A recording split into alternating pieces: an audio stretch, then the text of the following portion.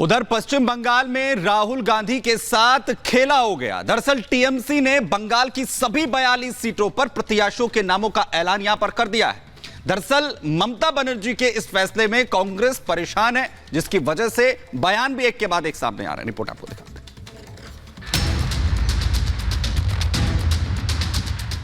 लोकसभा चुनाव को लेकर चल रही तैयारियों के बीच प्रत्याशियों का चयन भी लगभग हर पार्टी के लिए चुनौती बना हुआ है।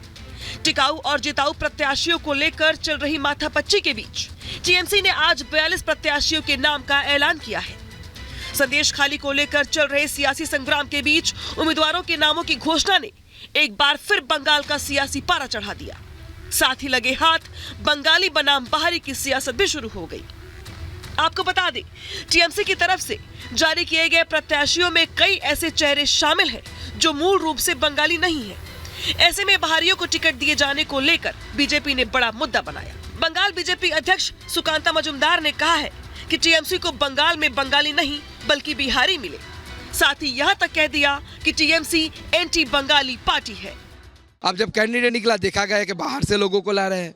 कीर्ति आजाद कौन सा बंगाली है मुझे पता नहीं, यूसुफ पठान कौन सा बंगाली है मुझे पता नहीं। यूसुफ पठान गुजरात से आते हैं, मोदी जी भी गुजरात से आते हैं। मोदी बहिरागत है, फॉरेन एंटिटी है, लेकिन यूसुफ पठान नहीं है। ये कौन सा रूल है? कोई बंगाली नहीं मिला आपको? बंगाली मुसलमान में क्या वोट जीतने की लड़ने की ताकत नहीं है क्या? आप गुजराती मुसलमान को ला रहे हैं यहाँ पे? ये तो कैसी शर्म करने वाली बात है। बंगाली एंटी बंगाली पार्टी तृणमूल कांग्रेस है। उधर प्रत्याशियों के चयन को लेकर अधीर रंजन चौधरी ने भी सवाल खड़े किए हैं। अधीर रंजन ने कहा कि अगर टीएमसी यूसुफ पठान को सम्मान देना चाहती थी तो उन्हें बाहरी लोगों को टिकट देने के बजाय राज्यसभा भेजना चाहिए था।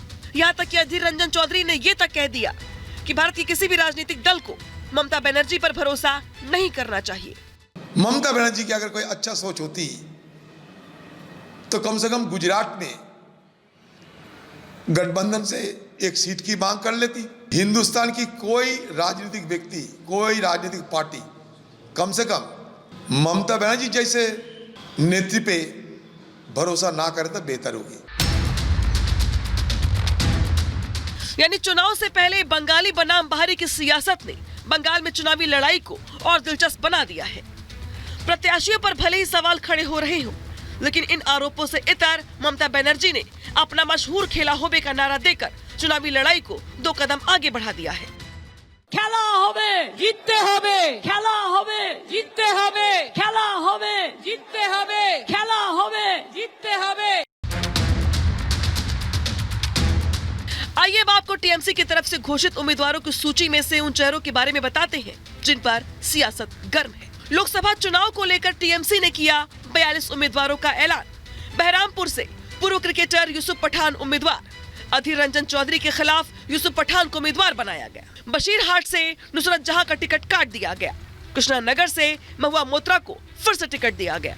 आसनसोल से शत्रुघ्न सिन्हा को फिर से टिकट दिया गया, जबकि दुर्गापुर से कीर्ति आजाद को टिकट मिला है। डायमंड हार्बर से अभिषेक बनर्जी को भी टिकट मिला है। पश्चिम बंगाल में संदेश खाली को लेकर ममता सरकार की पहले ही जमकर किरकिरी हो चुकी है। ममता सरकार पर संदेश खाली के शैतान को बचाने तक के आरोप लग चुके हैं।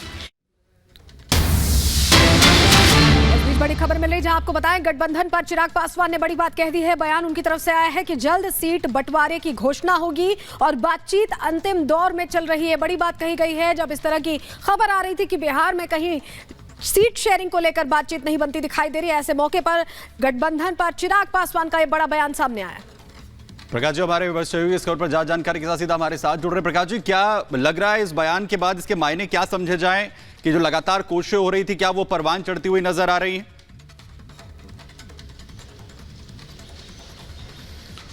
देखिए, ये दबाव की राजनीति है और चिराग पासवान चाहते हैं कि रामविलास पासवान के असली वारिस वही हैं, न कि पशुपति पारस, जो कि अभी केंद्र के सरकार में कैबिनेट मंत्री हैं और जो एक घटक टूटा था जब जेडीयू और बीजेपी साथ थी 2-3 साल पहले। उस समय वो घटक टूटकर एनडीए में शामिल हुआ था, क्योंकि चिराग पासवान 2020 में बिहार विधानसभा का चुनाव जो है वो एनडीए के साथ नहीं लड़े थे, अकेले केवल जेडीयू के सीटों पर चुनाव लड़वाया था। बहरहाल अभी जो बातचीत चल रही है, नीतीश कुमार अभी स्कॉटलैंड से आज पहुंचेंगे, संभवतः कुछ बातचीत होगी सीट शेयरिंग को लेकर। जो गुत्थी उलझी हुई है उसको सुलझाने की कोशिश करेंगे। बिहार में 40 लोकसभा सीटें हैं। पिछले बार बीजेपी और जेडीयू 17 सीटों पर चुनाव लड़ी थी और 6 सीटों पर रामविलास पासवान की पार्टी लड़ी थी। अब चूंकि नए घटक दल आ गए हैं, जीतन राम मांझी की पार्टी है, उपेंद्र कुशवाहा की पार्टी है और संभवतः वीआईपी पार्टी के मुकेश सहनी भी होंगे इसमें, तो सबको अकोमोडेट करना और एक बड़ा स्वरूप देना है गठबंधन दल को। तो संभवतः जो बातचीत चल रही है, हो सकता है कि जेडीयू 15 या 16 सीटों पर चुनाव लड़े, बीजेपी भी 16 या 17 पर, और चिराग पासवान और उनके चाचा के साथ उनको 5 सीट देने की बात चल रही है, जो कि चिराग पासवान बार्गेनिंग कर रहे हैं अभी। बिल्कुल, बार्गेनिंग का दौर जारी है। क्या कुछ होता है इस पर लगातार नजर बनी रहेगी। फिलहाल बहुत शुक्रिया आपका जुड़ने के लिए और जानकारियां देने के लिए। और चलिए आगे बढ़ते हैं, बात महाराष्ट्र की कर लेते हैं, जहां इंडी गठबंधन में एक बार फिर रार छिड़ती दिखाई दे रही है। खबर मिल रही है कि जिस तरह के हालात है शिवसेना, यूबीटी और कांग्रेस के बीच, एक बार फिर तनातनी के हालात है। आपको पता है कि कल ही जो एक तरह से उत्तर पश्चिम मुंबई के उम्मीदवार घोषित किए गए हैं उद्धव ठाकरे की तरफ से, और उस फैसले से यहां कांग्रेस में गुस्सा दिखाई दे रहा है। उद्धव पर हमलावर हो गई है कांग्रेस। उद्धव गुट बची खुची शिवसेना है, ये कहा गया है निरुपम की तरफ से। संजय, निरुपम की तरफ से बड़ी बात कह दी गई है। शिवसेना, यूबीटी और कांग्रेस में जो तकरार है वो खुलकर सामने आ रही है। यहां महाराष्ट्र में भी इंडी गठबंधन की हालत खराब होती दिखाई दे रही है, खस्ता होती दिखाई दे रही है। बड़ी खबर आपको बताएं, दीपक केसरकर की तरफ से उद्धव पर बड़ा हमला बोला गया है। अकेले लड़कर दिखाएं उद्धव ठाकरे, ये कहते हुए दीपक केसरकर नजर आए। कांग्रेस के दबाव में उद्धव ठाकरे, ये भी उन्होंने हमला बोलते हुए कहा है। तो दीपक केसर की तरफ बड़ा हमला यहां पर उद्धव ठाकरे पे बोलते हुए कहा गया कि उद्धव ठाकरे अकेले चुनाव लड़कर दिखाएं, अपने दम पर चुनाव लड़ें, कांग्रेस के दबाव में है उद्धव ठाकरे। बोला था अगर कांग्रेस के साथ जाना पड़े तो मैं अपनी शिवसेना बंद कर दूंगा, और ये कांग्रेस की जो भी उनको सुनाई देता है उसके सामने भी वो झुक जाते हैं। तो मुझे ऐसे लगता है कि हम जैसे उनके जो चाहते हैं उनको ये अच्छा नहीं लगता, कि उन्होंने स्वाभिमान रखना चाहिए। कांग्रेस की मदद की जरूरी नहीं है। अगर उनको लगता है कि मैं पावरफुल हूँ तो उन्होंने अकेले लड़के कुछ तो सीटें जिता के दिखाना चाहिए। आप खुद लड़िए, 4 भी सीटें जिता के दिखाइए, तो आपका खुद का पावर रहेगा। और हमारे सहयोगी हमारे साथ सीधे जुड़ रहे हैं, उनका रुख कर लेते हैं। जिस तरह के हालात बने हुए हैं इंडी गठबंधन में, ये तय था कि रार तो चल रही है, लेकिन संजय, निरुपम के बाद अब ये खुलकर सामने आ गया है, और इसीलिए अब सवाल ये पूछे जा रहे हैं कि क्या अकेले चुनाव लड़ने का दौर आ चुका है? क्या कुछ पूरी जानकारी? देखिए, महाराष्ट्र में महाविकास अघाड़ी में महासंग्राम चल रहा सीट बंटवारे को लेकर, जहां 2 दिन पहले उद्धव ठाकरे ने उत्तर पश्चिम मुंबई से अपना सीट डिक्लेयर किया और अमोल कीर्तिकर को चुनाव लड़ाने की बात कही। इसके बाद संजय निरुपम से जुबानी जंग शुरू होगी। कांग्रेस की तरफ से लगातार उद्धव ठाकरे के ऊपर टकराव किया जा रहा है, बात किया जा रहा है, लगातार निशाना साधा जा रहा है। वहीं जिस तरह से शरद पवार ने भी 2 दिन पहले ही अपनी बेटी सुप्रिया सुले को बारामती से उम्मीदवार घोषणा कर दिया। कहीं कहीं महाविकास अघाड़ी जो महाराष्ट्र में है, शरद पवार है, उद्धव ठाकरे है, कांग्रेस है, जो गठबंधन होने वाला था, कहीं कहीं बिखराव दिख रहा है साफ तौर से। अब कांग्रेस और शिवसेना में जुबानी जंग शुरू हो चुकी है सीट बंटवारे को लेकर, क्योंकि कांग्रेस उत्तर पश्चिम मुंबई सीट चाहती है और वहीं उद्धव ठाकरे ने अपना कैंडिडेट घोषित कर दिया है। तो कहीं कहीं जुबानी जंग की शुरुआत हुई है।